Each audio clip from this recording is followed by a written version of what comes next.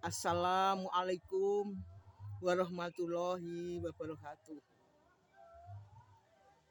Salam Om Swastiastu, nama budaya, salam kebajikan, rahayu, rahayu, rahayu. Selamat berjumpa lagi kepada keluarga besar yang sejahtera di mana saja berada pada channel kami. Salam sehat sejahtera, cerdas berkualitas, dan sehat ceria. Saudara-saudaraku, keluarga besar di mana saja berada, selamat bertemu kembali pada kegiatan dalam rangka materi tentang kesehatan. Saya masih tetap untuk mengangkat tentang penyakit degeneratif. Mengapa kami mengangkat permasalahan tersebut?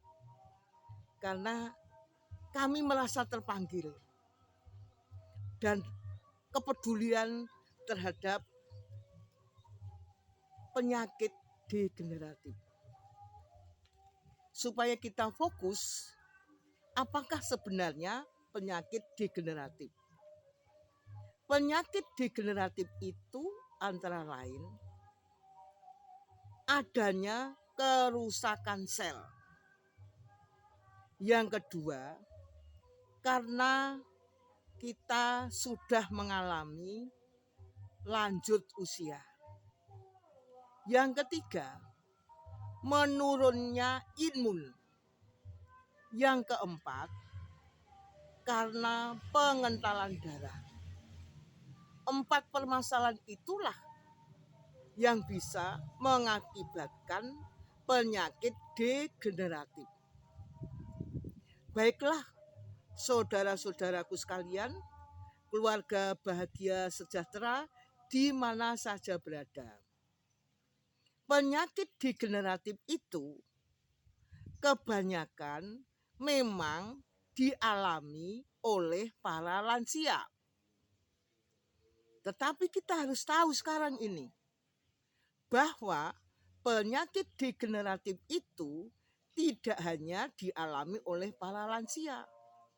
Bahkan anak-anak sekarang pun juga mengalami penyakit degeneratif. Apa itu anak-anak yang mengalami degeneratif? Contoh aja, nyata ini ada siswa saya yang mengalami penyakit degeneratif dengan jenis penyakit gagal ginjal. Siswa ini masih menduduki kelas 5 SD dengan usia 10 tahun. Nah, perlu kita waspadai. Mengapa penyakit degeneratif itu juga menyerang anak-anak usia muda? Kita bercerita lebih dulu. Sebenarnya tiap lembaga atau institusi itu sudah memprogramkan tentang kegiatan usaha kesehatan sekolah atau UKS. Namun demikian, apa yang terjadi? Justru UKS yang diadakan di tiap lembaga atau sekolah itu tidak menyiapkan makanan yang sehat di kantin-kantin sekolah. Itulah mengapa tidak berdampak positif dengan adanya UKS, justru berdampak negatif. Coba kita waspadai, mengapa kami berani mengangkat seperti ini? Karena sudah banyak terjadi bahwa kantin-kantin sekolah ini menyiapkan makanan atau minuman itu rata-rata 75% itu dihasilkan dari keluaran atau produksi pabrik. 25% itu adalah makanan alami. Mengapa kami menyampaikan hal ini? Untuk mengajak panjenengan, orang tua, sekolah-sekolah, bahwa kantin sekolah itu menyiapkan makanan yang kurang sehat karena keluaran dari pabrik itu mengandung 5P. Jadi rata-rata makanan yang disiapkan di kantin sekolah itu mengandung 5P. Apa saja 5P itu? Yaitu ada pengawetnya, ada pewarnanya, ada pemanisnya, ada perasanya, dan ada pengembangnya. Sehingga anak-anak kita kalau istirahat pasti mau ndak mau semuanya membeli jajanan di kantin sekolah. Itulah kami mohon kepada orang tua sekolah, mari kita tingkatkan kewaspadaan ini. Karena ini sudah terjadi kefatalan, yaitu ada siswa kami yang usia 10 tahun kelas 5 SD sudah mengalami gagal ginjal karena sering mengkonsumsi minuman dan makanan yang mengandung 5P. Berarti UKS kan belum bisa berdampak signifikan terhadap kesehatan anak-anak kita. Yang kedua, memang di tiap institusi sekolah sudah dibudayakan bahwa pelajaran olahraga diselipi dengan kesehatan, yaitu kesehatan dan olahraga. Namun juga belum bisa menghasilkan yang maksimal. Inilah saudara-saudaraku sekalian, keluarga bahagia sejahtera, perlu kita waspadai. Rata-rata yang dikonsumsi oleh anak-anak kita ini benar-benar makanan-makanan yang instan keluaran dari produksi pabrik. Itulah yang terjadi seperti itu. Sebaiknya kami mohon perhatian kepada semua orang tua. Bawakanlah bekal dari rumah untuk menjaga keamanan kesehatan putra-putra panjenengan. Bukan kami tidak mendukung kegiatan sekolah, namun hasilnya inilah kepada anak-anak ini terjadi seperti itu. Sayangilah anak-anak kita, jagalah anak-anak kita, ajari anak-anak kita ini dengan memakan makanan yang sehat, bersih, dan aman. Itulah yang terjadi saat ini. Kepada keluarga bahagia sejahtera di mana saja berada, marilah kita berpikir yang positif. Bahwa sekarang penyakit degeneratif itu yang harusnya dialami oleh para lansia, justru sekarang banyak anak-anak yang mengalami penyakit degeneratif.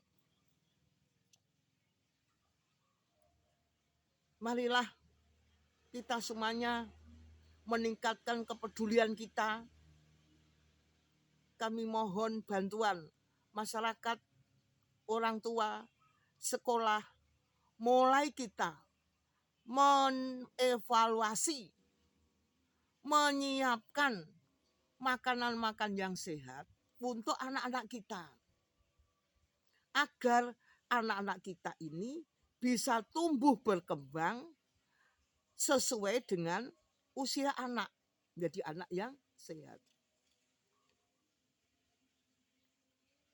Segenap keluarga bahagia sejahtera di mana saja berada. Saya mohon ini kepada pemerintah, khususnya saya mengusulkan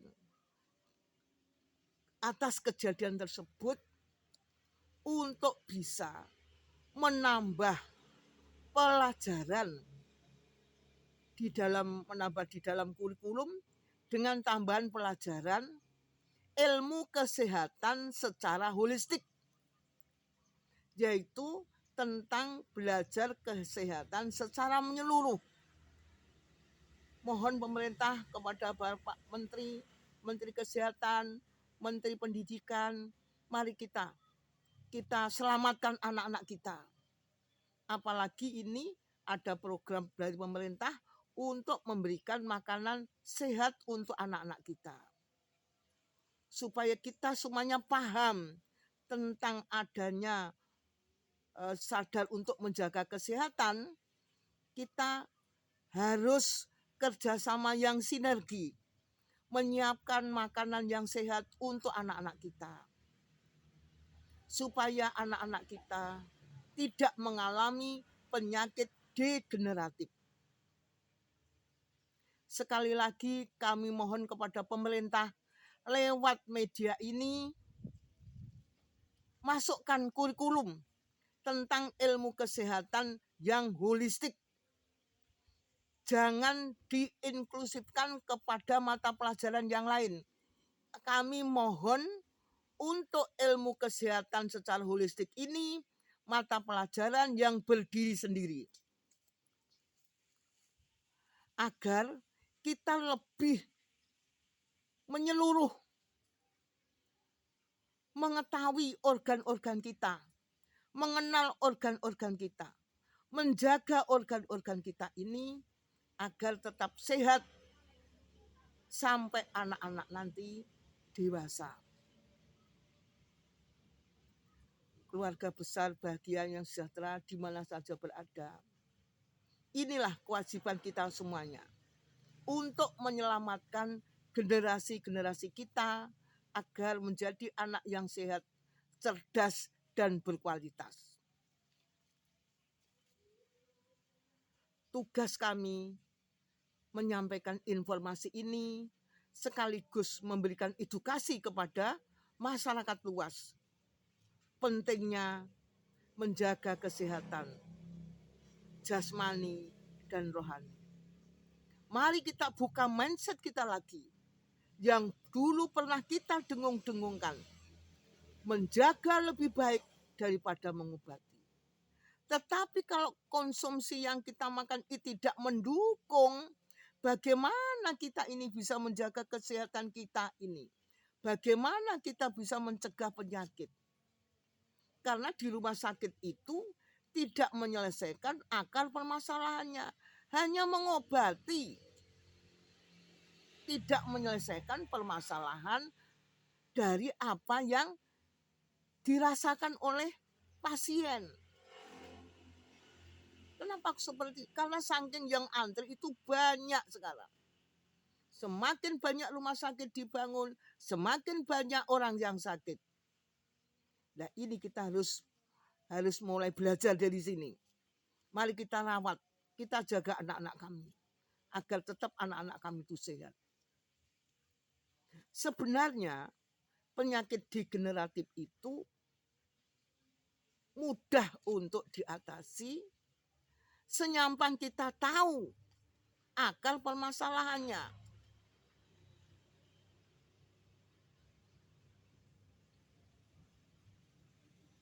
Mari kita sama-sama bekerja sama untuk generasi kita, agar generasi kita ke depannya lebih sehat.